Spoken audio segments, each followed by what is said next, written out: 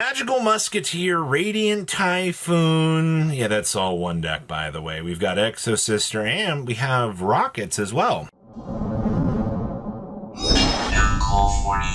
You guys smash the crap out of that subscribe button so you guys don't miss out more. You know, sometimes I question the things that pop up out here. Yeah, I said it.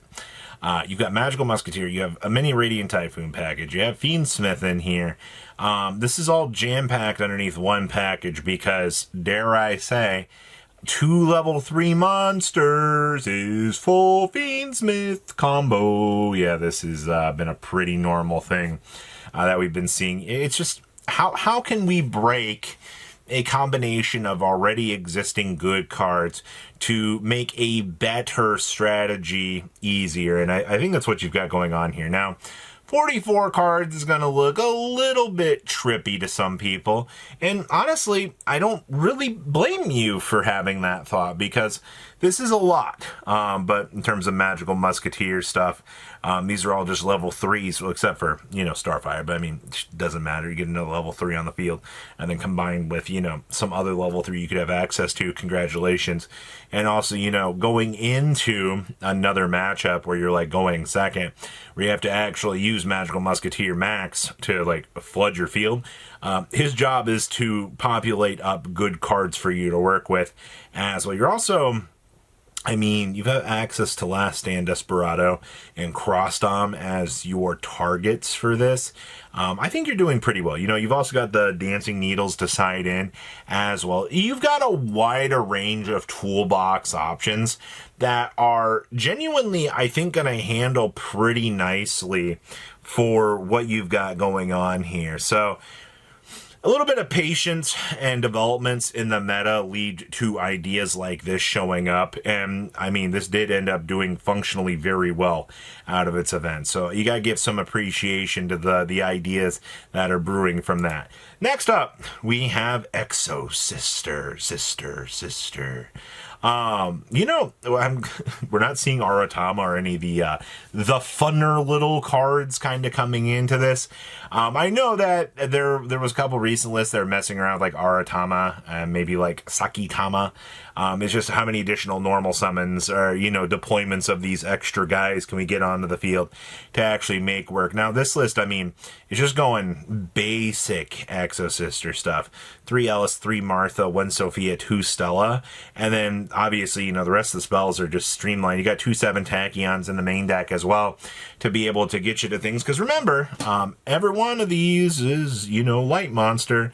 So, you know, being able to reveal the Masquerade off the 7 Tachyon to be able to search is good. Remember, at this stage, Japan never had multiple 7 Tachyons in existence with this deck. And it's still kind of crazy that, you know, we still have access to this to do its thing. So, honestly, this deck, looking at this is, I think, one of the straightest forward puzzles that you can have to work with. Because there's not a lot of craziness here with this list. Also, shout out to the Ghost Mortar Moonlit Chill. This card has been moving up a lot within today's meta. And the reasoning for this is it's Effect Veiler plus burn damage wrapped up on one card. And if I can hit something with a relatively decent stat line in the opponent's field and move that life point meter down, you know, it just makes it closer for me to be able to close out the game and be able to win a lot easier. It's why Moonlit Chill has been looking like one of the better tech choices that you can actually have within today's space. So give this a shot because honestly, this card's looking very, very, very strong. Next up, we have Rockets, and I'm actually surprised somebody's playing Hollow Rocket. Well, actually, I'm surprised by some of these choices. So, Hollow Rocket, I didn't think that this was exactly like a good card for the deck, but like, if you're choosing to like explore this as like an extra option, I mean, okay, so you're playing 45 cards. Also, I have seen some lists kind of bouncing back and forth on the amount of Absol or Dragon you want to play. Yes, he is restricted to once per turn, but he is the bigger level 7 of the bunch. So, you know, there is something to kind of be said about that idea. In terms of hand trap usage, we have Triple Ash, Triple Fua in the main deck. That's about it. Yeah, actually, that is it. I don't know what was in the side deck for this list, but in terms of hand traps, you're not really going too big on these. I mean, obviously, you know, you have the Bisteels, but like you're trying to use those as combo pieces for yourself to be able to kind of start things off. So we got to be a little bit wary of what we're doing with that. I also see we are doing max metal morph shenanigans in here with the red eyes. It's just, its job is to give you the big Omni negate to put up. It's one of Rocket's, I think, only real defensive capabilities that it feels like the deck has left. And obviously, you know, things kind of crash down around you at certain points if you don't have access to that. You have pretty much every Boral that you could need underneath the sun. The fact that they managed to get Load and Sword into this extra deck, I gotta clap for you, man. That is a lot of space being shoved into one place to get access to these things and actually make it work. I mean, I'm sure that this is workable, but there's a little bit of a lack of combo stuff. We're not playing Deligerous in here, which I did like Deligerous a lot as a combo piece. All right, next up here, we have Oh, we're playing Dark Contract with Errors. Was this negate all trap effects on the field other than this card's? And for the rest of this turn, even if this card leaves the field, and once your turn during your standby phase, take a K. I mean, we're really choosing to play Contract with Errors over Headhunt and Eternal Darkness, because, like, I feel like this card is not as strong as telling your opponent they can't actually do anything to your field, and the fact that, you know, Headhunt is the ability to take the opponent's monsters for you to be able to just kind of get set up and go. In terms of, I mean, the DDD stuff itself, I mean, we're doing one Surveyor, one Count Surveyor, one Scale Surveyor, which I guess this is fine. We've seen multiple Count Surveyors, we've seen multiple Scale Surveyors on both sides of the, you know, the ability for this deck to work with.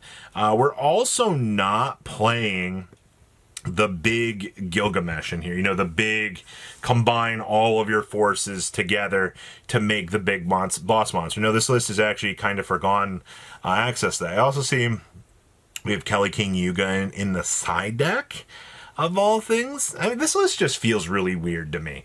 It takes a step back from using the standard shenanigans, a big boss monster, put pressure on the opponent, win through those standard means, but also at the same time, you know, you've got to understand that there has to be some shifts within the meta. Still going with 2 King Gilgamesh too, no matter how things really change. I mean, you're never going to go back to 3 of these, unfortunately.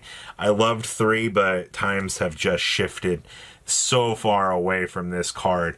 And it's good to see developments in the meta actually taking different steps back. And then we've got, Enneacraft. Oh, baby. Yes, we are playing the one Vanities theme and the one Zoborg the Megaturd in here to be able to shave through the opponent's resources. My only complaint is it's weird that we're doing one of each of these in terms of, you know, resources. I feel like they just want to kind of like have the best of both worlds here.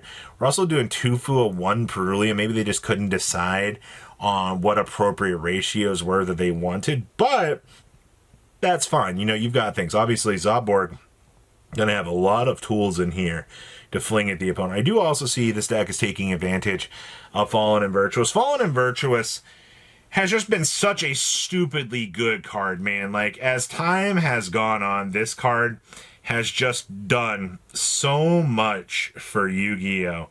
That I'm honestly just shocked. Like, it has just been so amazing to see. I do see we're side decking Spell Canceller as well. Well, you know, I guess I feel like this hurts you more than it hurts the opponent, but I guess I could imagine a world where, you know, you actually do slap this on the table and you are actually able to do some kind of disgustingly strong things with this. So, you know, I guess to each their own when you're looking at this, but definitely some very, very weird choices in some of these lists, but that's why we're exploring some different ways to actually see how the meta is going. So please, comment down below, tell me what you guys think, and I'll see your beautiful faces back here later today, guys. Peace. patrons. Thank you.